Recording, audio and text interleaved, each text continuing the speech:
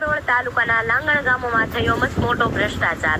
લાંગણ ગામ પંચાયત દ્વારા શમશાન જેવી જગ્યા પર કર્યો મસમોટો ભ્રષ્ટાચાર।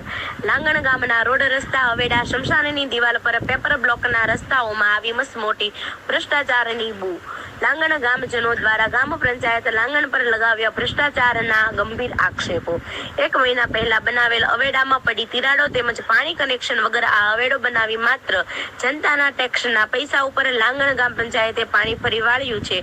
યોગ્ય રીતે ગ્રાન્ટનો ઉપયોગ ન કર્યો હોય અને મસમોટો ભ્રષ્ટાચાર કર્યો હોય તેવું ગ્રામજનો દ્વારા આક્ષેપ કરવામાં આવ્યા છે। તેમજ ધારાસભ્યશ્રીની ગ્રાન્ટમાંથી રસ્તો મંજૂર થયો હોય પરંતુ ગામ પંચાયત દ્વારા પેવર બ્લોકથી રસ્તો બનાવ્યો હોય તે કામમાં પણ ગેરરીતિ સાથે ભ્રષ્ટાચાર થયું હોવાનું બહાર આવ્યું છે। 3 મહિના પહેલા બનાવેલ ગામનો પેવર બ્લોક રસ્તો ચોમાસુ સિઝન પહેલા જ ખરાબ થઈ જતા ગામજનો રોષે ભરાયા છે। નવાઈ તો ત્યાં થઈ છે આ ગામ પંચાયતના મળતિયાઓએ શમશાન જેવી જગ્યાએ પણ મસમોટો ભ્રષ્ટાચાર કર્યો હોય તેવું ગામ લોકો દ્વારા જણાવવામાં આવી રહ્યું છે કે સરકાર ગ્રાન્ટની ફાળવણી કરે છે પણ મળતિયાઓ દ્વારા ગેરરીતિ કરી ઉપચાત કરતા હોય છે। ગામ લોકોએ હાલ મીડિયા સમક્ષ રજૂઆત કરી હતી। જોવાનું રહ્યું કે આની કોઈ ઊંડાણપૂર્વક તપાસ હાથ ધરવામાં આવે છે કે કેમ। જો તપાસ થાય તો ગામ પંચાયત સહિત અન્ય મોટા માથાઓના નામ પણ બહાર આવે એમ છે।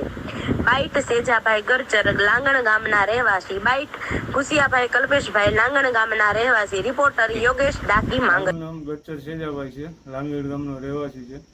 મારા ગ્રામ પંચાયત દ્વારા જે ભ્રષ્ટાચાર કરવામાં આવ્યો એ તમે આપ જોઈ શકો છો કે અવેડાનું કામ કરેલું છે એ આશરે મહિનો દિવસ થયો છે। એ 70,000નું કામ કરેલું છે। એમાં ખૂબ મોટો પાયે ભ્રષ્ટાચાર કરવામાં આવેલો છે। પાણીનો કોન્ટ્રાક્ટ નથી આપેલો અને અત્યારે ફાટેલો છે, બરાબર। બીજા નંબરમાં કે આ અમારે રસ્તો છે એ ધારાસભ્યની ગ્રાન્ટમાંથી બનાવેલો છે, બરાબર। એ પેવર બ્લોક એનો 3 મહિના આશરે સમય થયો, એ આવ પૂરું થઈ ગયું છે।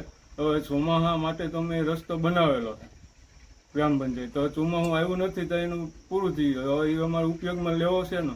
આ સરકાર તો ગ્રાન્ટ આપે જ છે, બરાબર। વિકાસ કરવા માટે સરકાર તો ગ્રાન્ટ આપે છે પણ અહીં જે સ્થાનિક છે આવા બધા એ મિલીભગત કરી અને પૂરું કરી નાખે છે। અમારા ગામમાં કોઈ વિકાસ થાય, બરાબર, તો એમાં કોઈ પૂરું જ નથી, બધું એમાં લોટ પાણી લાકડા જેવી પરિસ્થિતિ છે, બરાબર।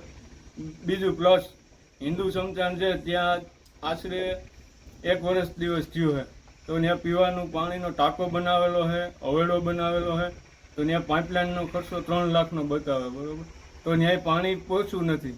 હવે જે કોઈ એક્સપાયર થયું હોય તો અત્યારે ગામમાંથી લોકો છે ને ત્યાં પીવા માટે પાણી છે કે કોઈ બધું ઓલું કરવાનું હોય ત્યાં તો ગામમાંથી પાણી ભરીને ત્યાં લઈ જાય। તો આ સરકારી જે એ મહત્વ માટે જે પાણી આપ્યું, ટાંકો બનાવ્યો, તો એનો કોઈ મિનિંગ જ નથી, બરાબર। આ એ રીતનો ભ્રષ્ટાચાર છે કે આ બનાવ્યું કાગળ ઉપર ઓનલાઈન બતાવી દે પણ અહીં પાછળની હકીકત કોઈ જોવા આવતું જ નથી। અધિકારીનો કહીએ ને તો આને આગળ મેં આરટીઆઈ માગેલી છે, તો એ કેટલી અમે રજૂઆત કરેલી છે, ગાંધીનગર લગે રજૂઆત કરી, તપાસમાં આવે પણ પાછા અમને કોઈ જવાબ આપતું જ નથી। આજે આ 5 વર્ષ આગળના 4 વર્ષ આ ખૂબ મોટા પાયે ભ્રષ્ટાચાર કરેલો છે।